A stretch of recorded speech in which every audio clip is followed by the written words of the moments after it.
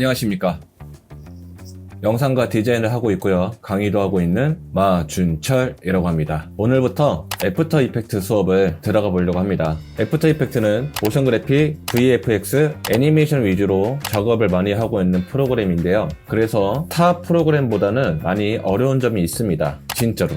그래서 오늘은 프리미어 프로와 애프터 이펙트의 차이점에 대해서 알려드리면서 애프터 이펙트의 화면 인터페이스가 어떻게 구성되어 있는지까지 알려드리도록 하겠습니다. 프리미어 프로는 영상 편집을 하기 위해 개발된 프로그램이고요. 애프터 이펙트는 모션 그래픽, CG, 합성, 애니메이션, VFX 등 영상에서 시각적인 효과를 극대화하기 위해 작업을 할 수 있는 프로그램이라고 할 수가 있어요. 그래서 이 두 가지 차이점, 이 두 가지 개념을 여러분들이 확실히 알고 가시고 비슷한 부분과 그 다음에 분명 다른 점이 있습니다. 그 부분만 여러분들이 잘 파악하신다면은 프리미어 프로를 하셨던 분들은 크게 어렵지 않게 다가올 수가 있으니까 이 부분의 차이점을 꼭 알아가 주시면 좋을 것 같습니다. 자, 바로 시작해 보도록 하겠습니다. 자, 프리미어 프로와 애프터 이펙트를 이렇게 켜봤고요. 보시면 아시겠지만 뉴 프로젝트라는 버튼이 똑같이 나타나고 있습니다. 그렇다는 이야기는 애프터 이펙트도 프로젝트 개념이라는 거예요. 하지만 여기서 차이점이 뭐냐면 프리미어 프로는 프로젝트를 먼저 꼭 저장을 해야 되지만 애프터 이펙트는 나중에 저장해도 괜찮습니다. 여기 있는 뉴 프로젝트 버튼을 클릭을 해주시거나 홈창 오른쪽 상단에 X라는 이 버튼을 클릭하셔도 똑같은 화면으로 나타나기 때문에 프리미어 프로처럼 굳이 저장을 먼저 하지 않아도 크게 상관이 없습니다. 에펙도 프로젝트 개념이기 때문에 왼쪽 상단에 프로젝트 창이 이렇게 나타나고 있고요. 그렇다는 건 영상 제작에 필요한 소스를 불러오고 보관할 수 있다는 거겠죠. 소스를 불러오는 방식도 똑같아요. 비디오나 영상 편집에 필요한 소스를 마우스로 끌어다 놓는 방식도 똑같고요. 상단 파일에서 임포트에 가신 다음에 파일을 클릭해 주시고 비디오를 선택하신 다음에 임포트 버튼 클릭하는 방식과 완벽하게 똑같습니다. 아니면 프로젝트 창 빈 공간에 오른쪽 마우스 클릭하시고 임포트 파일 선택하시고 임포트 버튼 클릭. 영상을 불러오는 방식은 프리미어 프로와 완벽하게 동일합니다. 근데 여기서 한 가지 차이점이 뭐냐면 프리미어 프로는 이렇게 폴더를 끌어다 놓게 되면 폴더를 통째로 불러올 수가 있는데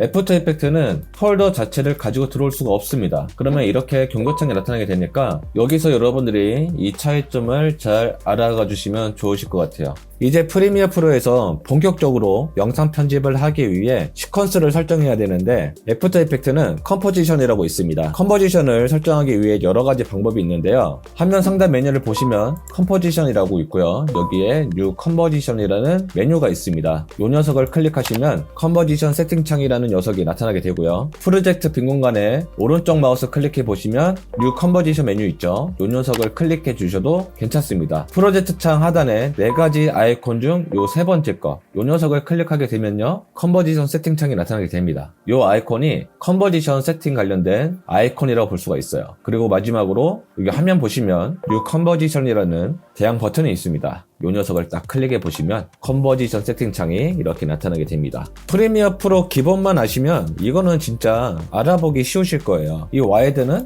영상의 폭이겠죠. 하이트는 영상의 높이값, 픽셀 에즈펙 라티오는 픽셀의 동행비, 프레임 레이트는 여기 보시면 아시겠지만 FPS, 본인이 만들 영상 프레임의 속도를 여기다가 이렇게 지정을 해줄 수가 있습니다. 여기서 이제 프리미어 프로에는 없고 애프터 이펙트에 있는 부분이 여기서부터 여기까지인데요. 레솔루션은 영상 제작을 하고 있을 때 미리 보기 화면에 보여지고 있는 작업 퀄리티라고 할 수가 있는데 이거는 그냥 화면에 나타나는 퀄리티지 영상의 결과물이 아니에요. 그래서 여기 메뉴 중에서 높으면 높을수록 퀄리티가 높아지고요. 여기가 이제 낮아지면 낮아질수록 퀄리티가 떨어지게 됩니다. 레솔루션에서 풀을 확인해 봤을 때 1920에 1080 해상도를 갖고 있고요. 하나의 장면에 7.9MB라는 것을 확인할 수가 있는데 커터를 확인해 보시면은 그만큼 화면의 사이즈가 확 줄어들고 그만큼 메모리가 적게 사용하고 있다는 것을 확인할 수가 있어요. 그래서 처음에는 풀을 넣고 사용을 하고 계시다가 퓨리브 확인을 해봤을 때 렉이 심하게 걸린다. 그럼 이쪽에서 풀이라는 부분이 따로 있습니다.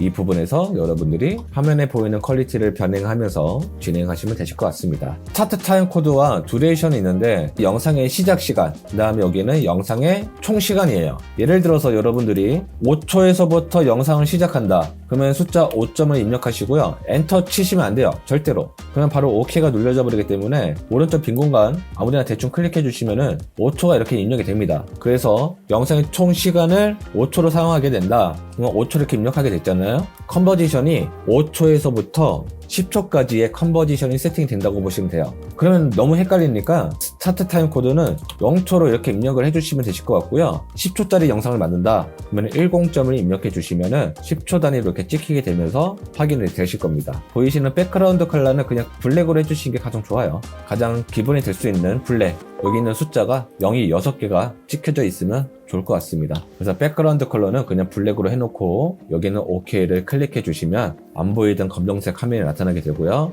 안 보이던 타임코드, 안 보이던 이 파란색 라인이 화면에 나타나게 되실 거예요. 밑에 하단은 타임라인입니다. 타임라인. 그래서 영상들을 싹 다 선택해서 밑에다가 놓게 되면 그럼 화면에 영상이 나타나게 되죠. 프리미어 프로와 다른 점이 있습니다. 프리미어 프로는 트랙 개념이기 때문에 하나의 트랙에 여러 가지 클립들을 나열할 수가 있어요. 하지만 애프터 이펙트는 레이어 개념이기 때문에 나란히 배치가 되는 것이 아니고요. 포토샵처럼 이렇게 쌓이게 됩니다. 절대로 하나의 열에 나란히 배치할 수가 없어요. 여러분들이 이 차이점을 꼭 잘 알고 가셔야 됩니다. 절대로 하나의 열로 나란히 배치할 수가 없습니다. 예를 들어서 제가 하나의 영상을 이렇게 선택했고요. 이 영상을 인디게이터 라인을 기준으로 이렇게 싹둑하고 잘라봤습니다. 보시면 아시겠지만은 두 개의 영상이 하나의 열로 이어지는 것이 아니고 위로 한 칸 이렇게 올라가게 되어 있죠. 이 차이점을 여러분들이 잘 알고 가셔야 돼요. 무조건 애프터 이펙트는 레이어 개념이다. 자, 여기서 또 프리미어 프로와 다른 것이 있는데요. 영상 이름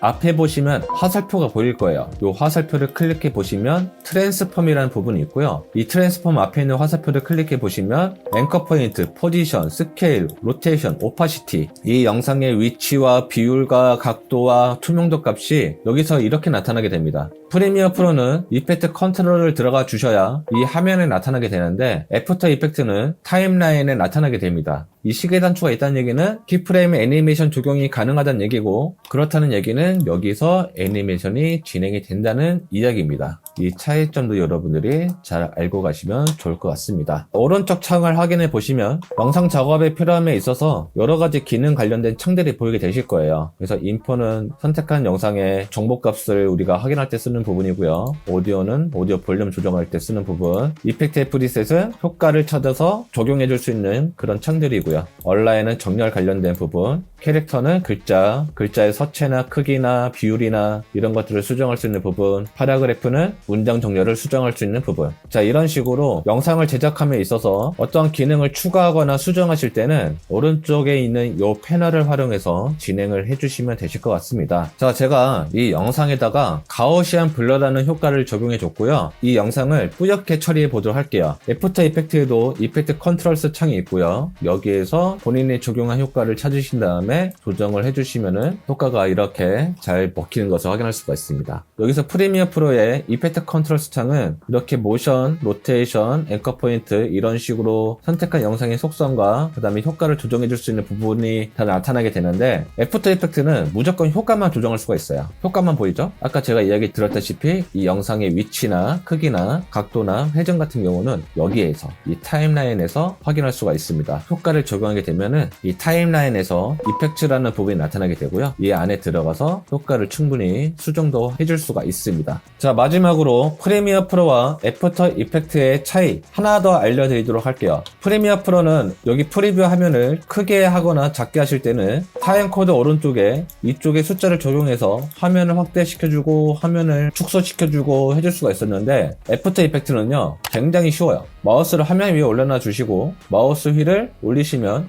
화면이 확대가 되고요. 반대로 마우스 휠을 내리시면 화면 축소가 됩니다. 포토샵이랑 일러스트레이터의 단축키도 똑같아요. 컨트롤 더하기, 컨트롤 빼기. 또 일러스트레이터, 포토샵에 마우스 커서를 기준으로 화면 확대와 화면 축소를 해줄 수가 있습니다. 일러스트레이터와 포토샵은 Alt였죠? Alt 누르고 있는 상태에서 마우스 휠을 올리시면은 이렇게 화면이 확대가 되고요. 마우스 휠을 내리시면 화면 축소가 되고 있습니다. 자, 다음 수업은 애프터 이펙트를 사용함에 있어서 두 가지 주의사항이 있습니다. 여러분들이 최소한의 정말 기본이에요, 기본.